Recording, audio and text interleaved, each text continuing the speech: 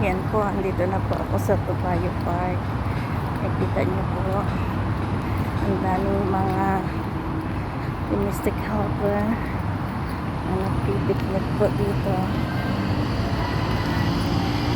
pag linggo. Kapag-kapag din po sila. Ini-enjoy po nila yung buong Sunday na off day po nila together with friends.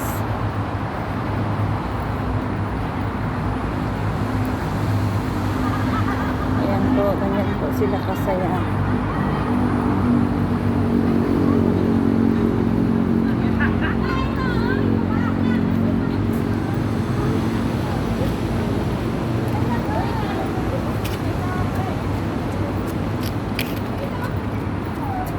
Makikita nyo ang aking mga kababayan.